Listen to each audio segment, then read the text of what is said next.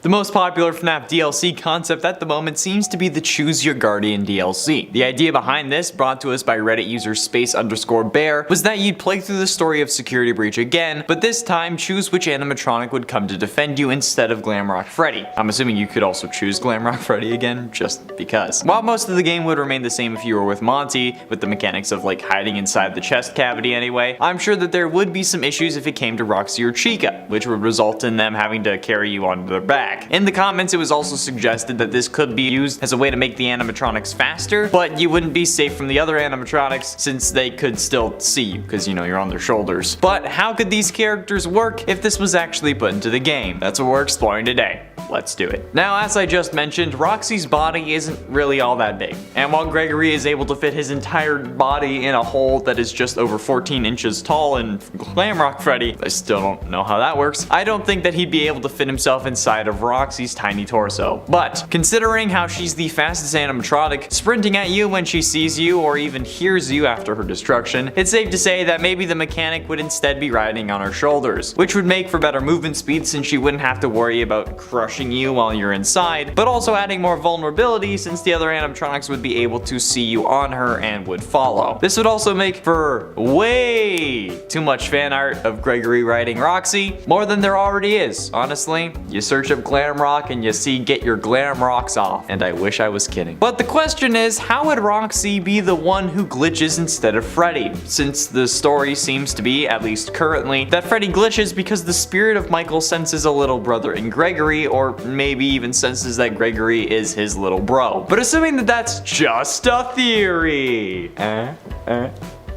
how would they work this into the actual, like, canon? Like, Gregory can't really hide inside Roxy's stomach after all, so how would he be able to get into her green room? My best guess would be something having to do with her insecurities. Maybe Gregory overheard her and then followed her into the green room to help her. Or maybe since he still needs to be scared of Vanessa, he turns Roxy against Vanessa by saying that the security guard is calling her ugly and saying that Chic is the prettier animatronic. At least Roxy would be down for destroying the other animatronics in that case, as long as she gets to stay pretty. Monty's gameplay would seemingly be the most like Freddy's, with his wider torso allowing for Gregory to hide inside. But really, I can't see this character being sympathetic towards a kid at all. Like, he's got a very rockstar attitude, and I'd only see him helping Gregory if Gregory was doing stuff for Monty, you know? Like, if Monty was decommissioned or something by Vanessa for destroying his green room, and then Gregory got him working again. That's really the only way I would see these two working together, although this would come with the benefit of Monty's claws already working. Unless for story and gameplay reasons they gave that upgrade to Freddy and said that he needed it to hold on to the microphone better or something, or maybe like turn it on, something like that. Either way, I don't think Monty would mind that, especially since he would get to destroy Freddy. Something that we see from both the van ending and in the last level of Monty Golf, he's more than fine with doing. He might not want to hurt Chica or Roxy because of course every great rock star needs their backup singers, but he would certainly help you with Freddy. Which brings up the problem of where Freddy's boss battle would be. Obviously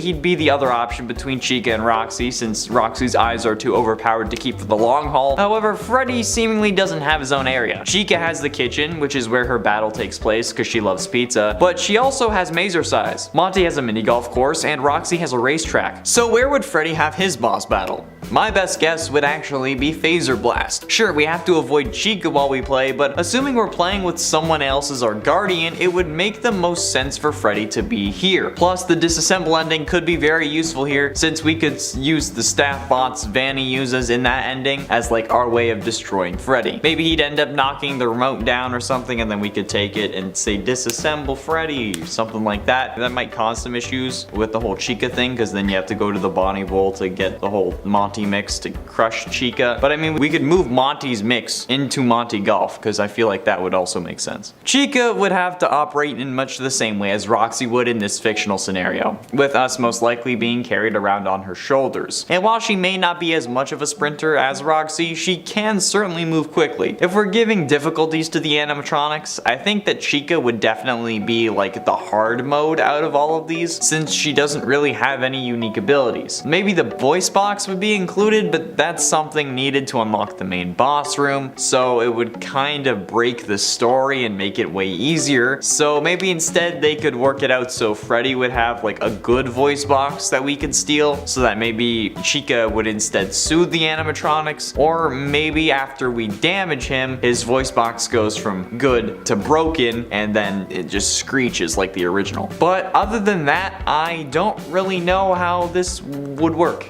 Like, I don't know how this would be different. Like, maybe instead of the whole screeching Chica's ability, she'd be able to move us around in a hiding spot, like if it had wheels, since there are more wheels than doors. I mean, since Chica loves food, seeing her move around garbage or recycling bins may not be an unusual thing. Like, maybe she's just bringing it back to snack on in her green room. So if we were hiding in one of the various bins, maybe while inside we could call her over by pushing Q, and she would end up like grabbing on to the hiding spot and kind of like pushing us around as long as there was enough space for it. So obviously like smaller ones would be more maneuverable but also more suspicious. I don't know. Obviously other animatronics could still inspect the hiding spot while she's holding it, and if Vanessa saw her she would absolutely inspect it. But other than that, I think that the whole mechanic where she pushes you around would be an interesting addition, and it would make Chica a unique guardian and set her apart from Roxy, since at that point they were kind of the same thing. Although it would certainly make things interesting if we're all like, oh yeah, mommy Chica's pushing around Gregory in a stroller. Oh no. Obviously, if this were the actual DLC, Freddy would just end up replacing whatever animatronic was guarding you within the story. So if you chose Roxy, he would have the eyes, etc. Like, they'd have to find a reason for it, but I mean, like, in my humble opinion, it seems wrong if Freddy isn't the one protecting you. But this absolutely would be a fun DLC concept. But hey, if they don't do it, we can always mod it into the game, right? Just like swap a couple models around and then you're good to go. There are also some seriously dope voice actors out there who love the series, and I'm sure they would want to help out. Or maybe some voice actors are looking to add stuff into their portfolio so they can get more work, who would be willing to help. I mean, like, maybe the Freddy voice could be fairly easy. TikTok has been doing it as a trend, and if TikTok can do it, I'm sure we can do it for a mod. So like, maybe it's not such a long shot for a mod after all, like I originally thought. But why am I suggesting a mod though? Because unfortunately, I don't think that this DLC concept is going to get made,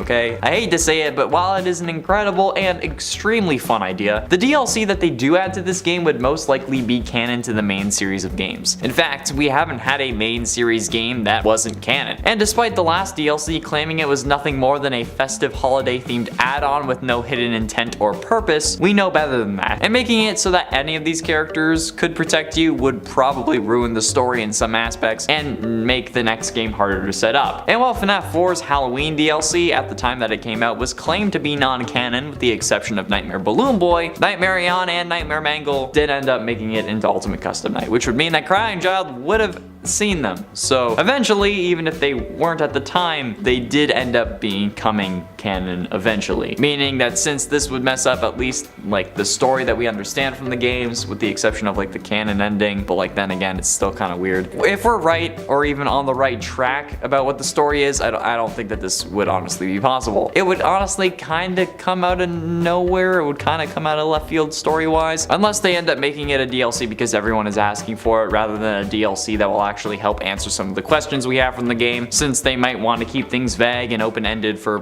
whoever is taking over next. But I guess then again, we'll see when they announce a DLC, if they announce a DLC. I'd still prefer a daytime mode though, or even secure and neutralize from the DLC top 10 list. Recently, there have been several ideas of various Security Breach DLC. Some of them good, some of them not so good. However, while yes, something like the Choose Your Guardian DLC would be cool, that's not the only option. So today, we discuss whether or not we're likely to see the appearance of Glamrock Bonnie in the FNAF Security Breach DLC. Whatever the DLC ends up being. So, let's do it. Firstly, based off of what we're expressly told in-game, it could actually be possible. All we really know is that Bonnie ended up going into Monty Golf around 4 AM, and then that was the last place he was seen. Quote from the duffel bag, security report, 12:24 AM. Bonnie is seen leaving his green room in Rockstar Row heading east towards the atrium.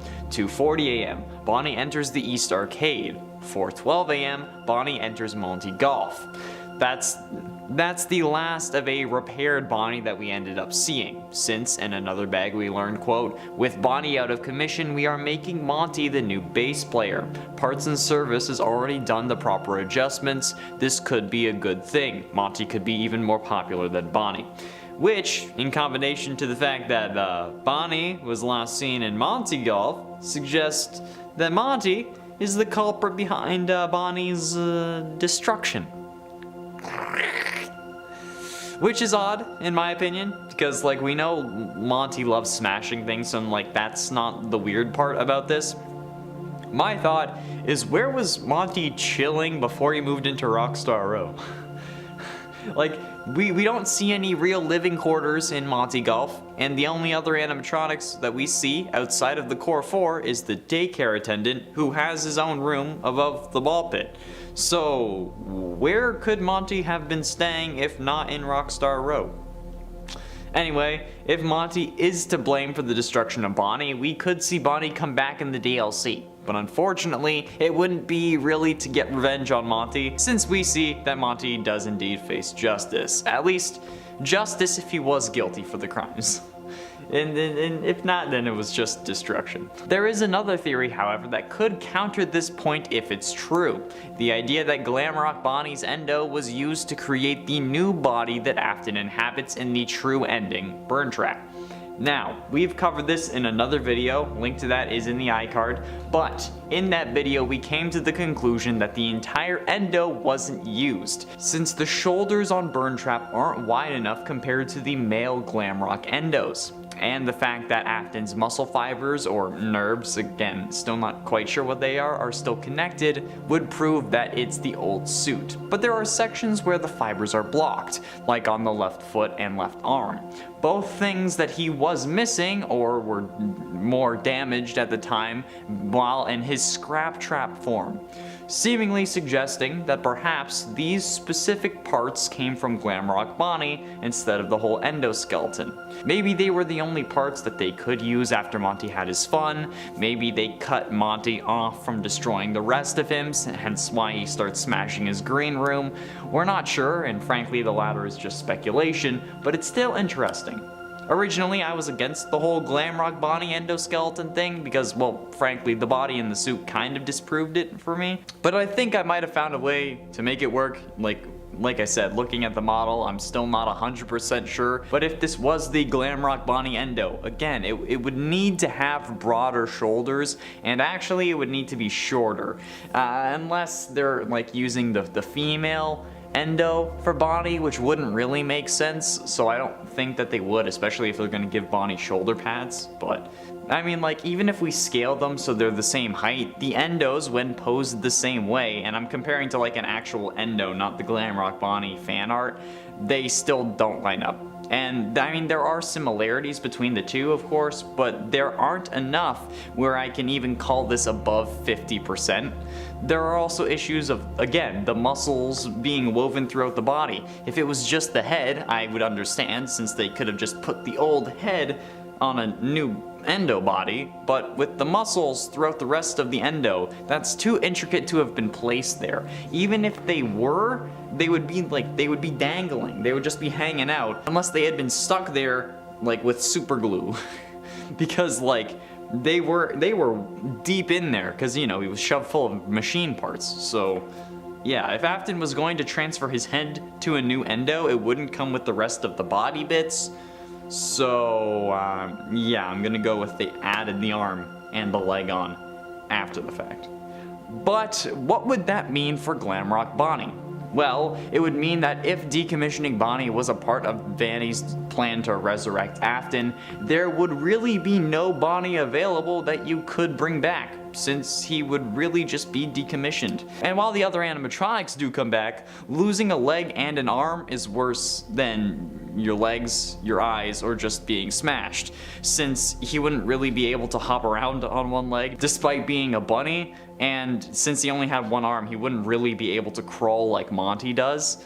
So, I mean, I suppose the DLC could instead just be replacing Monty with Glamrock Bonnie, but that's achievable with mods, so there isn't really a point to making that a paid DLC since we would all just opt into modding the game for that experience.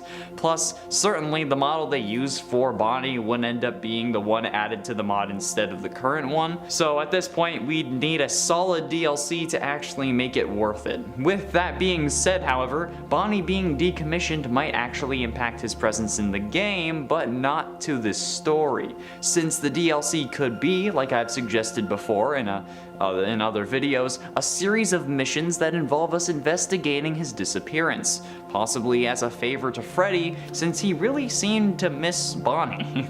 Like, he was pretty sad when he was saying that there's no Bunny in this pizzaplex, not anymore. That was my Freddy impression. Maybe it would even be because Freddy was already investigating it or something like that, saying that he knows Monty's been giving him side-eye and wanted to know if that Monty would be coming after Freddy next, since after all, Monty is stronger than Freddy, at least until we break Monty's brains in with a giant bucket filled with balls, which is a total hazard, by the way. I mean, like, come on. The giant bucket that we use to crush Monty is such a issue for health and safety for both employees and for customers. Because, like, if a 6-year-old kid with a 4-year-old's body can use it to destroy an animatronic, how safe is it going to be for literally anyone else? Like, what's the point of the bucket anyway? Like, is it supposed to contain water? Because, like, when it falls on Monty, it breaks the catwalk that we're on. And honestly, water, especially in that quantity, is going to be a lot heavier than some ball pit balls filled with air. Seriously, who the living hell thought that this was going to be a good idea? Or like, how have they not gotten fined for it yet? Or like, how have they not fixed it if they have gotten fined? Yeah, there are guardrails on the catwalk, but that doesn't matter if there's a giant bucket that can destroy the catwalk that you're standing on and then cause you to fall to your death. Especially when falling that distance just like severed Monty's legs from his torso. Anyway, sorry, rant aside, maybe once Freddy has Monty's hands, we're able to investigate the rest of what happened to Bonnie. Maybe we get into Monty's green room and then kind of like suss out what went wrong. And no, that was not an Among Us joke, despite me constantly making Among Us jokes about this game because Gregory is sus, he vented. But like, maybe in the end, we would find Bonnie's casing with a missing arm and a missing leg, and then we would know for certain that I'm right. Now, do I think that this is going to happen? Really? I'm not sure. Like, a lot of people seemingly want to see Bonnie in this game, so much so that they are replacing Monty using mods, but also the idea for the Choose Your Guardian DLC is also very popular, and perhaps even more popular than the others. However, since we know DLCs to be canon add-ons, I'm guessing that a Bonnie investigation would be more likely than switching up the robot who protects us, since honestly, the whole Bonnie thing has less lore implications in the long run. Having someone other than Freddy protect us just seems like it would be too messy, especially with the fact that we would have to steal the other bits from the animatronics, and if we pick Roxy, then we have her eyes the entire game, which is kind of cheating. But like, you know, you get it? You do understand what I mean here? Like, I like the idea, but it's probably just gonna have to be a mod instead of actual canon DLC, okay? I hate to say it, even though I say it every time I talk about this mod. Today we'll be talking about everyone's favorite Security Breach character because, well, we all play as him, Gregory. Okay, so admittedly, Glamrock Freddy is my favorite character, and then probably Glamrock Chica, and then Vanny, then Gregory, but he ranks in the top at least because he is the protagonist, and that's just how that cookie crumbles. But speaking of cookies, can you eat them if you're a ghost? Perhaps not. Part of the reason why I was initially suspicious of Gregory being a ghost was his very mysterious origin. The Pizzaplex seems to have no records of him and is unable to locate his parents or even any trace of him in the system, implying he somehow, I guess, snuck into the Pizzaplex, or perhaps he is a victim that never left. I know we get that ending where Gregory is sleeping in the streets homeless, but don't worry, I'll be talking about that too and how I think that could actually play into my theory of Gregory being a ghost and possibly a victim of villainous and murderous animatronics. But more on that later. Getting back to those cookies, let's talk about them. Can you eat cookies or drink drinks if you're dead? Well, I personally do not think you can. The drinks and food wouldn't be able to be processed by your ghostly form, so it really wouldn't make sense for you to be able to. We've all seen what happens when someone like Slimer from Ghostbuster eats food. It kind of just goes right through him, and if anything, it turns into like slime or ectoplasm. You can't really like process it properly. It's pretty gross. Now, Gregory never seems to be compelled to eat, so we don't know for sure, but it also seems odd that you would be collecting so many tasty and limited edition drinks and food items without being able to eat them, which in this game, for some reason, you just can't do that. It's especially weird actually because when you play in Help Wanted, you can eat things, and that's like a VR game, so I don't understand how that all works. And throughout the course of the evening, Gregory doesn't even express that he is hungry, and that is a long time and a lot of running around to do and not to be hungry from. If you're alive, that is. Which, like I said, I really think this is more evidence that Gregory may no longer be considered as such. Spirits don't really have a need to get hungry as they don't have proper bods, so they don't need to like fuel them. They're just ghosty ghosts. They don't have physical forms, you know? Aside from not being able to eat, you also don't seem to feel much of any normal human pains. Gregory gets tired periodically from prolonged running and crawling in terms of his stamina bar, but he doesn't actually express getting tired in terms of like being sleepy. He's never like, oh my gosh, I'm like so tired. Okay, so like maybe when Moondrop is coming around trying to make you sleepy, but I don't know, that's some weird stuff. That's a thing that every time I talk about it, I'm like, I don't even know if this should be in this game.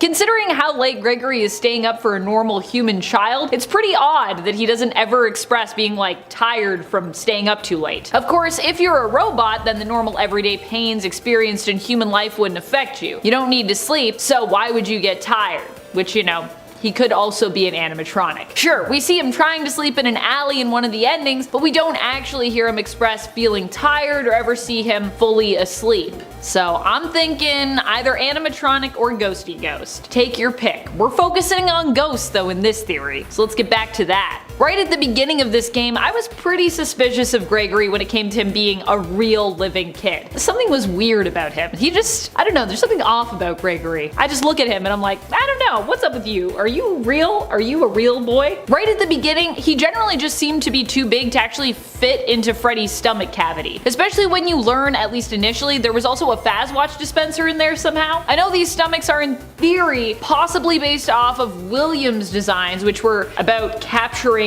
kids, or at least seemed to be from his sinister perspective. But in this game, even Glamrock Freddy seems to think Gregory moving around inside of him is dangerous, as that is an area that is really only meant to be large enough for moving things like birthday cakes and piñatas. I imagine even the piñatas would actually have to be really small though, because that cavity does not look big enough for a piñata to me. Also, I don't know about you, but I don't think I've ever seen a birthday cake for a kid's party that was large enough to be considered the size of a small child. Like, how big would that cake have to be for this to work? Like, he's have to be carrying around giant cakes in his stomach. Also, am I just not eating large enough cakes? Is that what is happening here? Am I missing out? Are people giving me tiny little like dinky cakes for my birthday? If that's the reality though, if I'm not just like getting tiny cakes and people are ripping me off on my birthday, I'm gonna be real sad. Even when I make cakes though, I don't make them that big. Let me know your thoughts about cake sizes down in the comments below, and let me know how big the biggest birthday cake you've ever seen or made in person was. Maybe there's something I'm missing out on here. Maybe I'm just not making or eating large enough cakes. Sweet, ginormous birthday cakes. Where are you? Another thing that seems odd is you never really wear the clothes that you collect. At least not as far as we can tell or see. Now, they might increase your stats to just have them like in your inventory, but as far as we know, Gregory never puts those items on. Is this because he always has to remain in the outfit that he died in? Because, you know, he's a freaking ghost? Perhaps the only clothes he can wear are the ones he's already wearing. And I know what you're thinking. Okay, but then what about the Fazwatch? Well, the Fazwatch could still be an item that Gregory could have equipped because it doesn't actually interfere with the ethereal clothes that he's already wearing. After all, the Fazwatch is more of an accessory really than like an outfit choice. Also, if my theory is right and he is a spooktacular spirit, it's also very likely that he's like a poltergeist who can interact with and hold objects in the real world, like the flashlight, the laser blaster, his Fazwatch, and other such items that he is able to use. Though even then, you don't typically see poltergeists put on physical clothing for some reason. Ghosts might be able to change their appearance, but usually not by physically dressing up. Like a sheet. I think that's the most I've ever seen ghosts wear. I feel like in Beetlejuice they wear sheets at one point, right? They're trying to scare everybody. But that's one piece. I feel like if you had to like have pants and like a shirt and shoes and socks and all that stuff, that's like a lot of clothing for you to have to like maintain a physical form to wear it. So I think it's just too much work for a ghost? I don't know. I would propose when it came to Gregory being a ghost at the Pizzaplex that he was a victim who went missing there. Perhaps that's why there are no records of him, because Afton had them wiped clean. I imagine he would find a way to do that for all of his victims here so that he could preserve his hunting ground. It also seems odd that Gregory has no relatives to speak of. The game leads us to believe this is because Gregory is homeless, and even possibly suggests that he, or someone at least, may have been living in the Pizzaplex prior to the events of Security Breach, with hidden alcoves where it looks like someone has been kinda like squatting and living. And with one of the endings showing Gregory living in a gutter, huddling under a newspaper for warmth. Is it also possible that Gregory would always be cold if he was a ghost? So could his seeking warmth in that ending also be a hint that he's no longer of this world? That might be a bit of a stretch, but it's still something to consider at least. I mean, ghosts are usually very cold. That's, you know, they say when a ghost passes through you feel like a chill. So I'm just saying it could be a connection. I know I'm stretching, but just come with me on this ghostly journey. Please, come with me. It'll be fun. Despite the fact that Security Breach seems to want us to think that Gregory is homeless, it's also possible that he simply can't remember his home. After all, for being homeless, he looks relatively well kept and well dressed. And who gave him that band-aid on his cheek, or where did he get it from if he doesn't have literally anyone around to look after him? Did he run away from home? Or is it that Gregory no longer remembers his home because his life was taken from him during a visit to the Pizzaplex, and now he basically haunts it, his soul trapped due to his unsolved murder and the traumatic nature of his death? Perhaps this experience was so traumatic that he doesn't even remember that he's dead, which is why he doesn't even try to communicate it to Freddy or even really reflect on it himself while alone. I think if he is a ghost, he doesn't really fully understand that himself. This could also imply why the real and true ending for this game has to be in defeating William Afton, aka Burn Trap. It could be that this is Gregory's unfinished business, and the ending we get if Vanny is redeemed with Vanessa, Freddy, and Gregory on the hill is actually symbolizing that they have all crossed over and now get to be together and at peace. After all, that whole like hill with the tree and everything, it definitely reminds me of the gravestones that we've seen before in FNAF, so to me it feels very like ghost vibes, in my opinion. Of course, one theory we've been discussing on Top 10 Gaming for a while since before the release of Security Breach is that Gregory could actually be Crying Child. If so, this also kind of fits with our ghost theory. I mean, sure, Crying Child could be an animatronic replacement child who was like created after the original Crying Child's death. Gregory could be a lifelike animatronic as such, but it's also possible that Gregory, if he is a ghost, is actually the spirit of Crying Child, because although we have theories about where that spirit is, we've never really like fully gotten any confirmation on those theories. I don't think. They're still kind of theories. Perhaps that is why he is so closely tied to the Pizzaplex, which was also built on top of the Freddy's location we manage in FNAF 6, Pizzeria Simulator, where it's believed all the souls were gathered as part of Henry's plot to finally defeat Afton and then set all his victims' souls free. And if you still aren't sure if Gregory is Crying Child or not, that's fine. I still say they have lots of similarities, but Gregory doesn't need to be Crying Child for him to also be a ghost. It just seems like another theoretical connection that supports the ghost theory that we're discussing here. The FNAF DLC is fast approaching.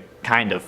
Maybe. But the question we're all left asking is, what exactly will this DLC entail? Will there even be a DLC? At this point, when it comes to FNAF, we have no idea. Mostly because the series is in an incredibly weird place currently. With seemingly no official successor after Scott, where could Steel Wool take the story to have it make more sense? And will that direction involve the game's secret main antagonist, Burn Trap? That's what we're exploring today. Just like with any of these possible DLC videos, whether it be about the Choose Your Guardian concept or Glamrock Bonnie's return, we first need to check to see how possible it is with where we end up at the end of the game. Well, as far as we can, since the Pizzaplex, or at least part of it, seemingly gets destroyed at the end of the true ending. So, when we choose to stay, is it possible for Burn Trap to have more of an impact? Well, it's not as clear as you might think. See, Burn Trap at this moment is sat in the FNAF 6 pizzeria that's underneath the Pizzaplex, charging in his charging station. However, he only seems to come out of it when ourselves along with Gregory jump down into the final area. So to make this DLC possible, well, we would have to have him wake up for some other reason. Now technically it's unknown if when we drop down Afton ironically wakes up at the same time or if we triggered it somehow, but given that it's FNAF, I'm guessing that us triggering it is more probable and more in line with what the series story was intended to be. So for this DLC DLC to include him, Afton would need to wake up for some other reason, be it maybe a power surge or something that messed with his power supply or potentially gave him a boost that he needed to get out of the charger early. Now that Afton is out of his charger for whatever reason, assuming that that's where the story goes, what could the possible DLC stories be? Well, I'm guessing that Burntrap would somehow be able to get back into the Pizzaplex, despite Freddy telling Gregory that the elevator would only be good for one trip. But who knows, maybe that's because of Gregory and Freddy's weight combined or something like that. Maybe with just Afton in it, it would be able to make more than one trip, since after all it is how the animatronics were getting down to dig the tunnel in the first place, right? Anyways,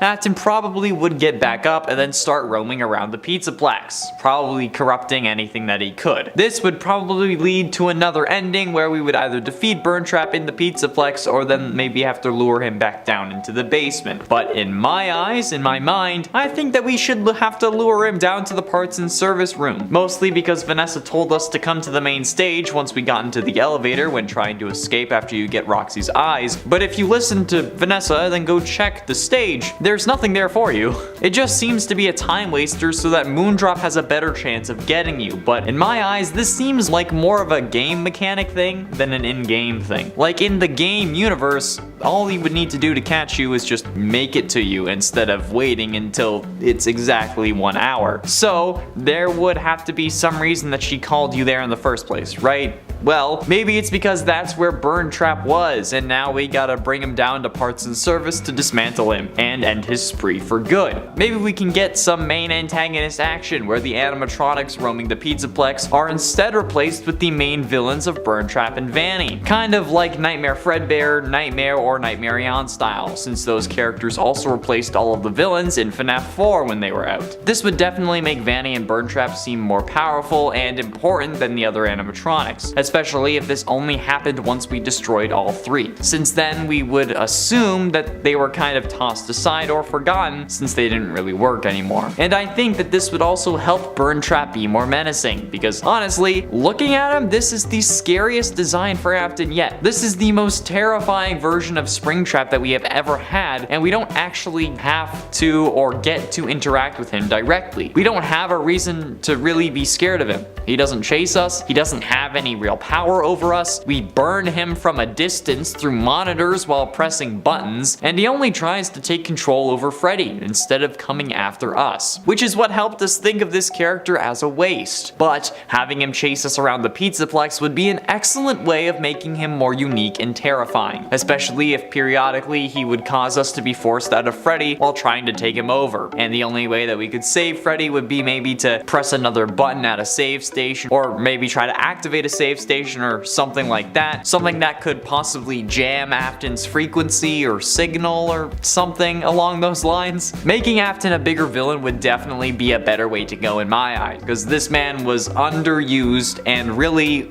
kind of wasted in this way, especially if they do decide to kill him off permanently, since now he's just sentient code after having his soul burnt out of FNAF 6's fire. But having him chase us around the Pizzaplex and making the Freddy mech useless at times and really just being a horrifying antagonist would really help sell how terrifying this version was intended to be, and something I feel should have been in the base game, since, you know, he's the most iconic character in the entirety of the FNAF series, you know, purple guy, the main killer, something that was teased in the very first trailer and then yet maybe had 5 minutes of screen time, unless you're bad at the game like I am, and then in that case he had like 30 minutes to an hour of screen time. And don't even get me started on how horrible his death was, if that was even a death. Killing this man off screen is probably the rudest thing I think Scott could do to me. Like, I want to see this man, and this man being William, die. I want to be the one who causes it. I want to see the light leave his eyes. I want to see that last bit of code float into the air with his demonic purple eyes and then dissipate. Okay, I want to watch him suffer. It's the least that he deserves. Plus, with Burntrap and Vanny roaming the Pizzaplex, maybe we could actually figure out what happened to those other missing kids that potentially drew us to the Pizzaplex to begin with. I mean, Vanny says in the first trailer that they're supposed to be our friends, right? Like, I don't know, maybe she got to Gregory's orphanage, or like kind of like raided it with a bunch of animatronics. Man, like a World of Warcraft raid, but with animatronics. I don't know. Like maybe this is the way that Vanny's room above Phaser Blast would be open for closer inspection without the Phaser Blast ending button. Maybe there's an additional secret room or duffel bag or like a present with some story lore that points to what really happened to those kids, and then we can actually go and try and figure it out. If they were killed maybe, or kidnapped, or used to fuel Afton. I mean, this could be a really good way for the story to really establish itself, since, you know, the game was released unfinished despite being a couple of years late. Maybe something like this was always intended, but since there were so many delays, we had to deal with an underused and hardly terrifying antagonist despite the ability to make him so much more. But then again, maybe I'm just enthusiastic and expecting too much from these games, which may or may not be a bad thing.